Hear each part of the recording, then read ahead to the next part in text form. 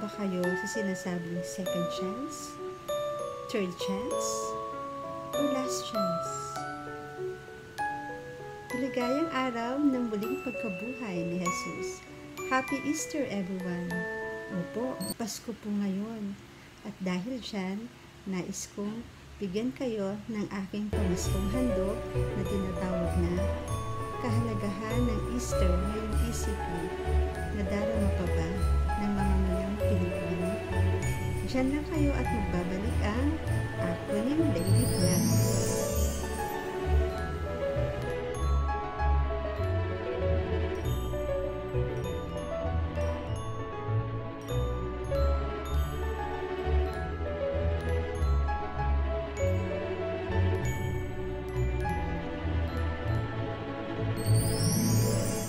Welcome back mga kapatid. Nakakalungkot isipin na nagkataong lockdown at ECQ na naman ngayong napakahalagang okasyon ng ating ipinagdiriwang.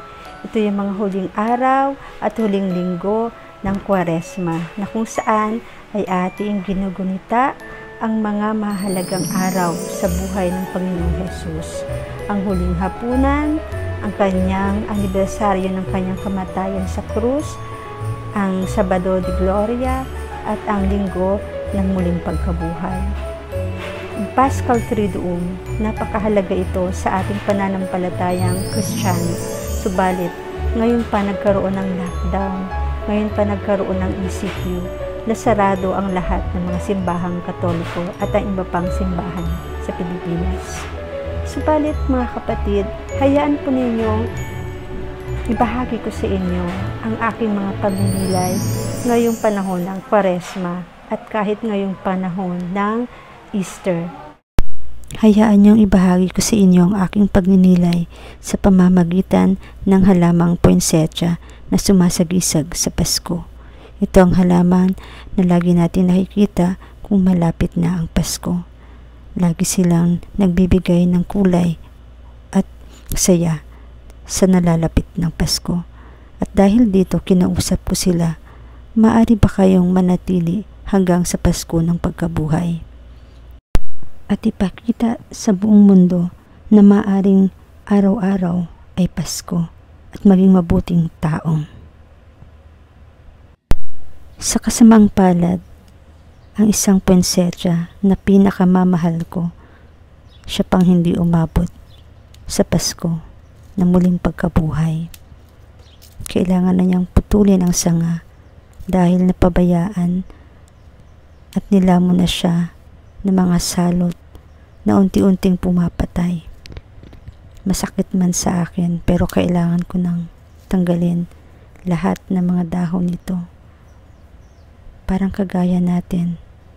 Minsan masakit, pero kailangan nating putulin ang mga tao, ang mga bagay na nagbibigay sa atin ng kasalanan. Ngayong panahon ng Kwaresma, kailangan nating gawin ito. Putulin ang mga sanhi ng kasalanan, makapagbagong buhay. Tanggalin na ang hindi nakakabuti sa ating pang-espiritual upang magkaroon tayo ng pagkakataon ng second chance na magkaroon ng bagong buhay. Walang natira sa mga dahon ng aking pinakamamahal na poinsettia, yung isang poinsettia na lagi kong inaalagaan sapagkat nilamon na ng mga salot na sakit. Parang kagaya ngayon, ang ating mundo ay nasa krisis ng pandemya, ng salot ng COVID-19. Hindi na natin naalantana na tayo pala ay may kahinaan. Lagi tayo naghahanda para sa the big one. Subalit ang the small one, hindi na natin ito inalintana at binigyan ng pansin. Naging masama na ang mundo, nabalot na ng mga salot. Hindi na tayo tumatanaw ng utang na loob sa Diyos. Ang ating kaisipan ay punong-puno na ng kasalanan na nakamamatay ng ating kaluluwa at kahit ng ating katawan. Kailangan ng supilin ito. Kailangan ng wakasan. Kailangan ng sunugin. Masakit man itong, kailangan ng may mamatay upang magkaroon ng bagong buhay. kailangan kong sunugin ang mga dahon ng pinsetya. Subalit sa pagsunog ko, mayroon pa rin ibang mga insekto na nakatakas. Sila ang mga taong nakaligtas na binibigyan ng second chance na makapagbagong buhay. Pagsabihan ang kanilang mga mahal sa buhay sa kanilang dinanas na kahirapan, nagkaroon sila ng panibagong buhay at nagkaroon sila ng misyon na ibalita sa buong mundo ang kahalagahan ng buhay na walang hanggan.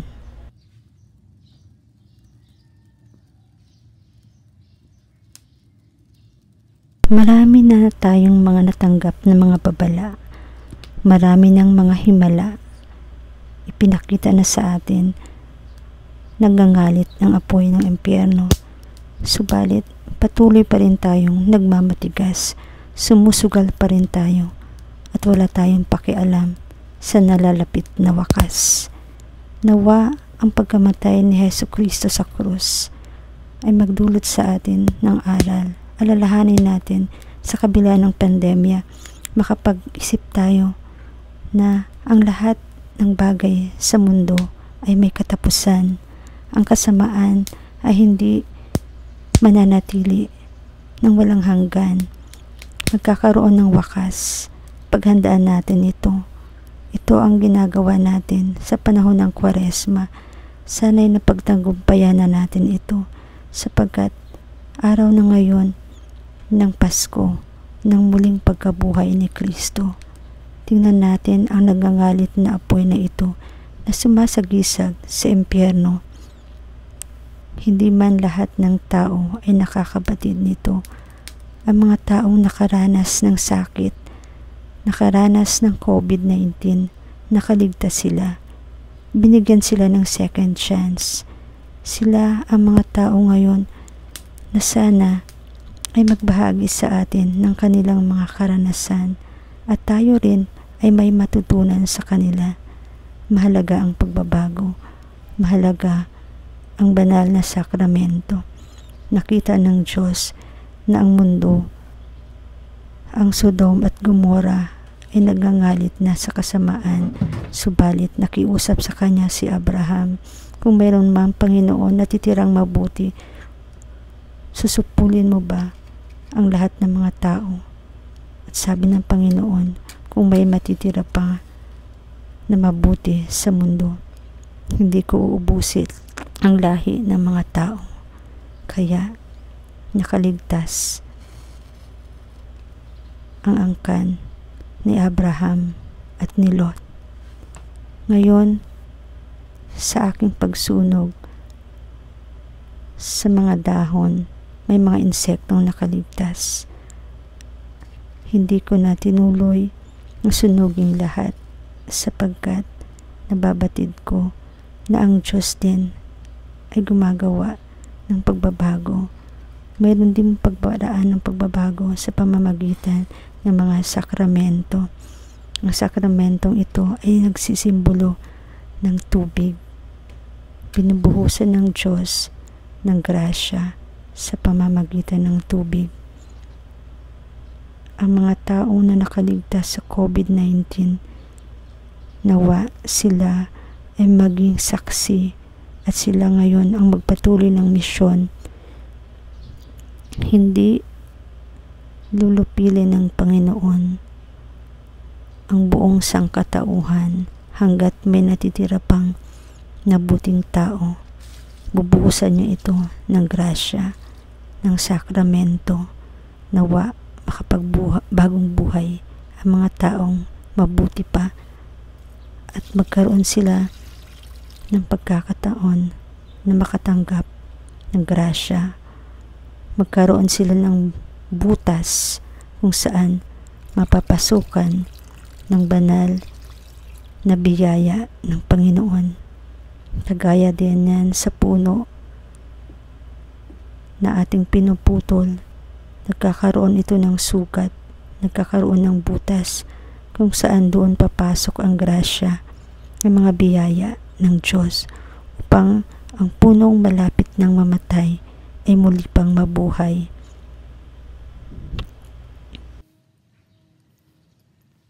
Higit pa ang ating kaalaman sa puno.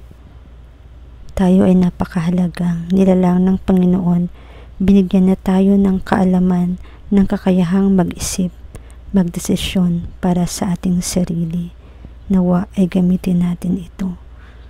Nililinis ng Panginoon ang ating mundo sa COVID-19, sa krisis. Nawa ay magpasakop tayo. Natuluyan ang malinis ito upang matapos na ang kahirapan ng tao. Makikita natin ang nasunog na mga dahon ay maaring pang maging pataba at maging pataba na makakapagdulot ng mabuting buhay sa punla na may iwan ng sangang namatay. May pag-asa pa tayo. May second chance pa tayo hanggat may buhay, hanggat tayo ay hindi nalilipol. Sana maging bukas tayo. Sana magkaroon tayo ng sugat, kagaya ng pinsetsyang ito na nagkaroon ng sugat nang pinutol ko ang sanga at doon dadaloy ang tubig, ang grasya ng Panginoon. Maging bukas tayo sa pagbabago, maging bukas tayo sa mga sakramento na magbibigay linis sa ating kaluluwa upang maging mabuti ang ating buhay, makapagpatuloy tayo sa ating buhay dito sa lupa. Nawa ay hindi pa maging huli ang lahat para sa atin, sapagkat kung ating kaluluwa ay patay na, lunurin man ito sa tubig, hindi na ito mabubuhay. Kahit na ano pang gawin natin, kung panahon na upang tayo ay tawagin sa kabilang buhay, hindi na tayo magkakaroon ng pagkakataon na magbagong buhay. Sana wag nating sayangin ang ating last chance. Magkaroon tayo ng butas, maging bukas tayo upang magkaroon tayo ng panibagong buhay at maging matatag na gawin ang last chance. Punong ito, unti-unting sumibol ang bagong dahon na nagsasagisag na maaari pa pala siyang mabuhay. Konting alaga, tamang gabay, hindi pa mawawala ang pinsetsa kong pinakamamahal. Balit kailangan ko siyang patatagin, kailangan ko siyang bigyan ng pampataba, fertilizer, kumbaga.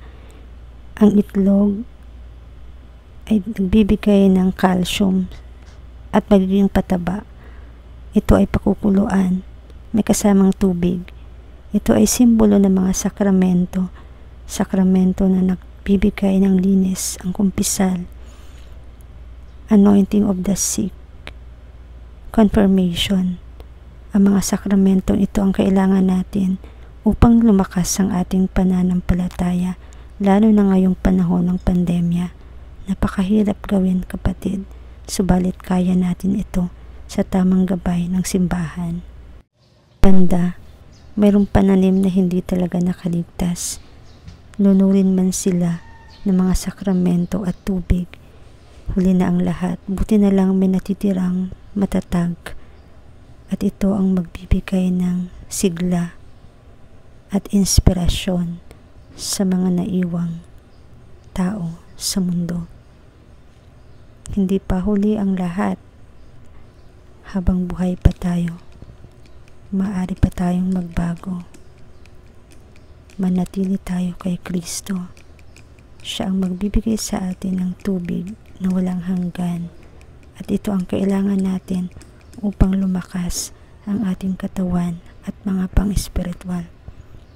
Itong inaasahan kong na hindi magtatagal ay siya pang nagbigay sa akin ng pag-asa. Umabot siya sa Pasko ng muling pagkabuhay. Itong poinsettia na hindi ko inaasahan, sapagkat hindi siya masyadong kagandahan. Siya pala ang nakaligtas. Siya pala ang totoo na magbibigay ng pag-asa na maaari palang araw-araw ay maging Pasko. Subalit unti-unti na rin nakakaroon, namamatay na ang kanyang ibang dahon. Kailangan ko na itong supilin simulan ko ng alagaan ngayon din, upang umabot pa siya sa susunod na Pasko at maipakita sa mundo na maari naman palang araw-araw ay Pasko, na ang mga tao ay maaring magmahalan, hindi lamang Pasko ng muling pagsilang, kundi Pasko ng muling pagkabuhay ni Kristo.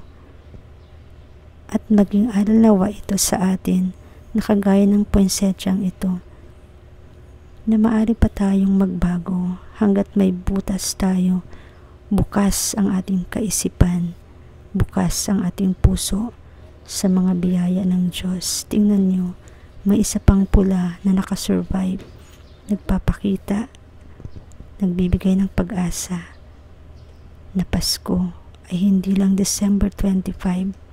Hindi lamang tayo dapat nagpapakita ng kabutihan sa kapwa sa araw ng mismong kapanganakan ni Kristo, bagkus maaring lumagpas pa ito sa Pasko ng muling pagkabuhay sa tamang inspirasyon, tamang gabay ng Panginoon, dasal at sa mga biyayang kaloob ng simbahan. Nawa ay magkaroon nito ng aral ngayong panahon ng Pasko ng muling pagkabuhay ni Kristo.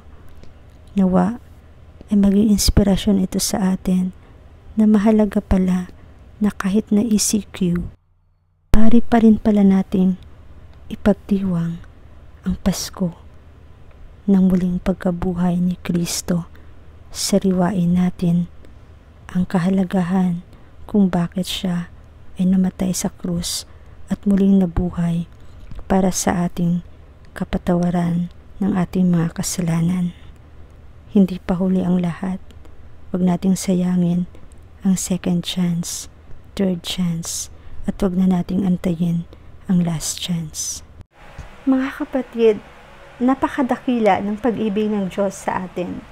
Hindi lang second chance ang binibigay niya, hindi lang third chance, mayroon tayong last chance. At hanggat mayroon siyang nakikita na iisang o dadalawang tao na may pananalig at pananampalataya sa Kanya, hindi tayo nawawala ng pag-asa na ang Kanyang muling pagkabuhay na Kanyang inialay sa atin ay siya nating magiging tulay at magiging hakbang natin upang lahat ng ating mga pagsubok ay maalala natin na ang lahat ng ito ay may katapusan.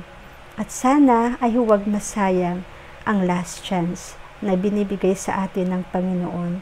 Nawa ay gawin natin na magpanibagong buhay, kagaya ng isang poinsensya na nabigyan ng pag-asa. Nawa ay alagaan natin ang ating pananampalataya, diligan natin ito ng tubig ng mga sakramento, at tayo ay manahan sa banal na Espiritu Santo. Alalahanin natin na ang Diyos ay kasama natin sa lahat ng ating gagawin. At yan po nagwawakas ang aking special Easter vlog na may pinamagatang Easter Sunday. Mahalaga pa ba ngayong ECQ? Sa aking palagay, mahalaga pa ito hanggat may mga taong nabubuhay, nananalig sa ngalan ni Jesucristo. Once again, Happy Easter! Maligayang Pasko ng muling pagkabuhay sa inyong mga kapatid. This is Miss Cherry, your acronym lady. Thank you very much and see you again in my next Easter Lenten recipe. Bye! God bless you!